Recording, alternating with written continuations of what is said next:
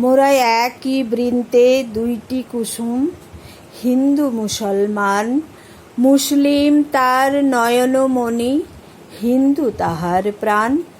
এই কবিতাটি যিনি একদিন বাংলার বুকে নিজের কলমে ফুটিয়ে তুলেছিলেন, সেই বিদ্রোহী কবি কাজী নজরুল ইসলামের আজ জন্মজয়ন্তী।